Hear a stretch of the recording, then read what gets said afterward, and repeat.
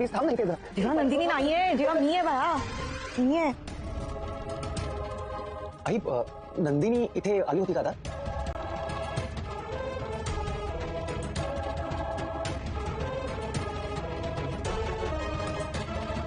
काय झालं? वाईट स्वप्न पडलं का तुला? काळजी करू नकोस जेव्हा, थोडासा वेळ दे फक्त. तू आणि नंदिनी नक्की एकत्र याल. हे काय रे जीवा? ते मी आणि नंदिनी स्वप्ना मध्ये रोल. हो ठीक आहे, पण आता नंदिनी नाहीये ना, मग कशाला ठेवला असा रोल? कोणी सांगितलं? कुठे गेली आहे ती? कुठे गेली नाहीये.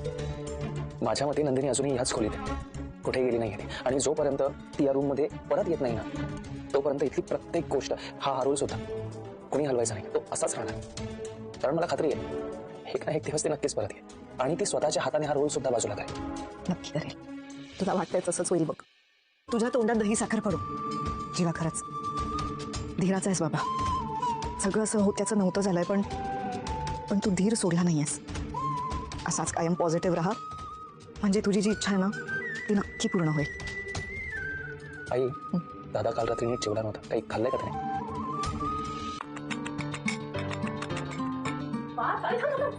तू कशाला करतोस? मी तुला करून देते. चल बाजूला राहू दे. आणि तू बाहेर जाऊन बघ, मी देते आणून तुला. माझं मला बनवू दे, मला चेंज हवाय म्हणून करतोय. त्या गावगामुळे आधीच इतका चेंज झालायस तू, आणखीन काय चेंज हवाय? चल लेट मी डू इट. चल राहू दे. असं काय करतोयस पाहत? ठीक आहे, आता बनवतोच आहेस तर मग माझ्यासाठी पण बनव. मी तोपर्यंत आपल्यासाठी ब्रेड भाजते. आलेच.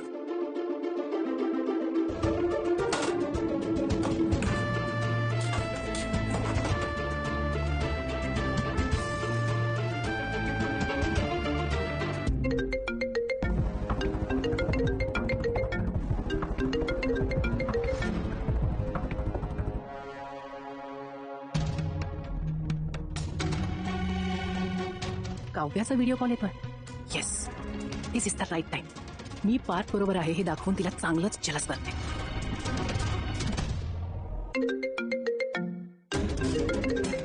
थांब पार्थ, तू काय वड करतोस काव्याला? हा हे बघ, नाती तुटल्यानंतर असं दुःखी व्हायचं नसतं रे. उलट समोरच्या दाखवून द्यायचं की आपण त्यांच्या आठवणींमध्ये झुरत किंवा रडत बसलेलो नाही होते. कळतंय का तुला? ऐक तू माझं, तू करतोस नाही सगळं कळू दे तिला की तुला काही तिची आठवण वगैरे येत नाहीये. रम्या नको. का नको? तुला कळत नाहीये का पार्थ? उगाच तिला असं वाटत राहील की तू बिचार रडत बसलाय, तुला आठवण येते कशाला? त्यापेक्षा तू हे करतोस ना, चेंज म्हणून करतोस ना, मग तिला हे दिसू दे, कळू दे तिला की तुला काही फरक पडत नाहीये. तू थांब थांब थांब. Good morning. Good morning.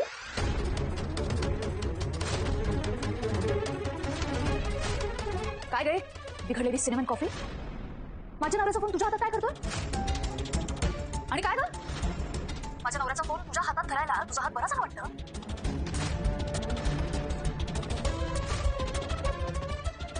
हो, खूप छान बरा झालाय माझा हात. का माहिती का? कारण पार्थने माझ्या हाताचे एक्सरसाइज करून घेतले म्हणून बरा झाला.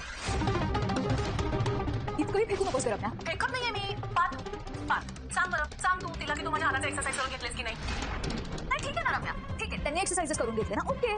तर कसं आहे, बहिणीचा हात मुरगळला असेल तर भाऊ तिची सेवा करणारच. ए, मी पार्थची बहीण नाहीये, मैत्रीण आहे, कळलं ना? अरे याला काय अर्थ आहे? नाही, आमच्याकडे मामाच्या मुलाला भाऊच म्हणतात. आम्ही राखी बांधतो त्याला. कसं गरम ना तुझं? अगं लग्नाचं वय झालंय तुझं आता, तरी नात्यांची ओळख नाही अजून तुला. तू मला नात्यांची ओळख सांगू नकोस काव्या. तुमच्याकडे काय भावासारख्या दिराबरोबरच अफेअर करतात नाही का? स्टॉप इट रम्या. ती बघा कशी. Shut up. पार्थ, अरे एकदा तरी उकळती सिनेमन कॉफी मी रम्याच्या तोंडावर फेकून मारणार आहे. असं केलं नाही ना तर नाव नाही लावणार मी काव्या. चला कुठे देशमुखांशी बोलायचा प्रयत्न करत होते आणि सगळं बिघडवलं त्या रम्याने. बरं झालं सगळं बिघडलं. तसंही मी त्या काव्याला आता पार्थच्या आयुष्यात परत येऊच देणार नाही. 16 डिसेंबरला जे झालं त्याची सतत फोडणी टाकत राहील आणि त्यांना चटके देत राहील. मज्जाच येईल मला.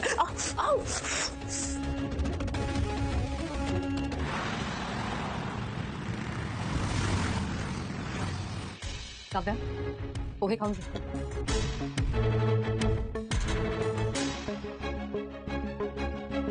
काव्या सावकाश घे, पोहे सांगतात सगळे. कशासाठी एवढी घाई करतेस पण?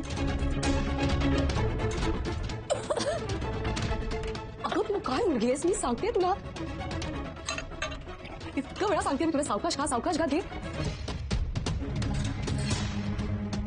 सांगत होते तरी मी सावकाश खा घास अडकतो ना कशा त्रास होईल मग त्रास तर होतोच आहे ना ताई ती रम्या तर नको बोलली मला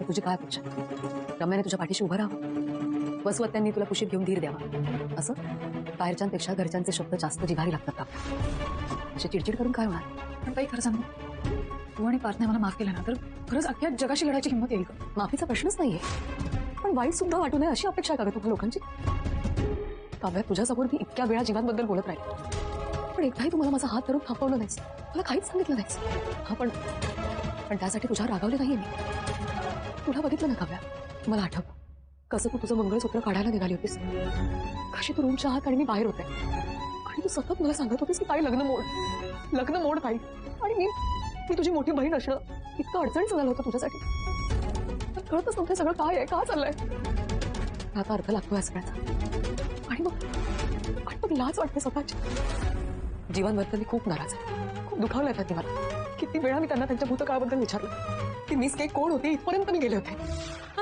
पण जीवननी समोरून कधीच सांगितलं नाही काव्या जेव्हा तुझ्या बाबतीत सगळ्यांनी मला विचारलं तेव्हा मी छाती ठोकपणे सांगितलं की काव्याचं काही असलं असतं तर तिने मला सांगितलं असतं पण मीच ओळखू शकले नाही का तुझ्या मनात काय चाललंय तुझ्या समोर मी जीवांनी आणलेला गजरा माळून घेत राहिले तुझ्या समोर मी जीवांनी भरवलेला घास खात राहिले मला धसका लागला तेव्हा त्यांनी पाणी फासलं तेव्हा समोरच होतीस काय वाटलं असेल तुला तेव्हा माझं हे आठवून तोंड कडू होतं माझं स्वतःवरचा राग सरत नाही त्यामुळे मी कोण तुला माफ करणार माफी तर मीच तुझी तरी अगं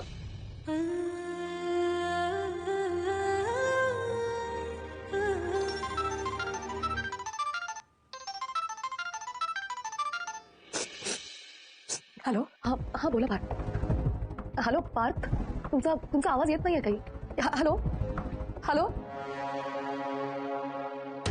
पार्थचा फोन काय काम असेल त्यांचं ताईकडे नाही मला ऐकलंच पाहिजे ह्या बोक्याचं काय म्हणणं आहे हॅलो हा पार्थ बोला आता ऐकू येतंय नंदिनी बिझी आहात नाही बोला ना काय म्हणताय म्हणजे एक छोटंसं काम होतं तुम्ही मला अर्ध्या तासात भेटू शकता का म्हणजे सहज शक्य असेल तर अच्छा अर्ध्या तासात ना बरं ठीक आहे कुठे येऊ मी LP रोडला कॅफे मिलन आहे तिथे भेटूयात कॅफे मिलन का ठीक आहे येते मी पोचते अर्धा तासात मी सुद्धा आवरून निघतोच आहे भेटूयात आपण मला फक्त लोकेशन पाठवा हा पाठवतो या सी यू पार्थनी मला आत्ता भेटायला का बोलवलं असं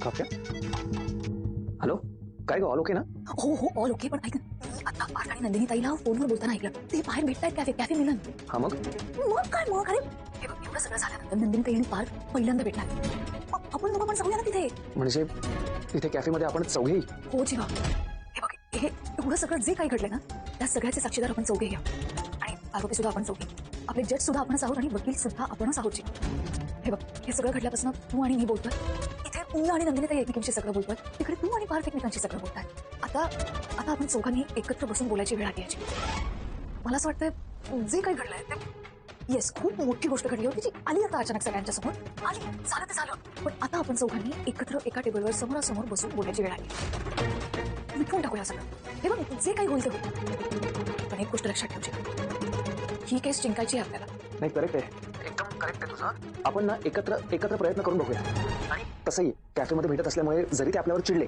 तरी त्यांना तितकं रिॲक्ट होता येणार नाही आपल्यावर नाही तू म्हणतेस तसंच करूयात आपण मी तर म्हणते जेव्हा कॅफेत हातापाया पडू त्यांनी माफ केलंच पाहिजे आपल्याला हो अगदी करूया फक्त मला कॅफेचं नाव सांग ना पुन्हा एकदा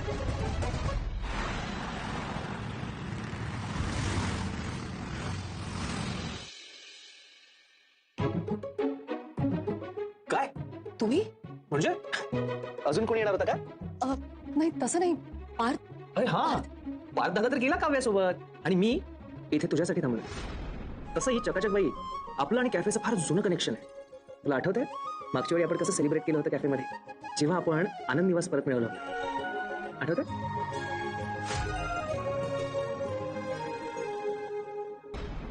मी काय म्हणतोय जर आपण आनंद निवास परत मिळवू शकतो तर मग खऱ्या आयुष्यातला आनंद का नाही परत मिळू शकत? हा वसे कशी हसते माझी चकाचक बाई. हा?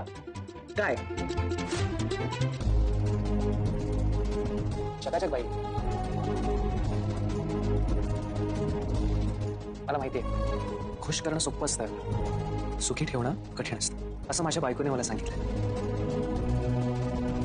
मी तुला फक्त खुश नाही तर सुखी ठेवेन. एक चान्स दे ना मला प्लीज. देशील?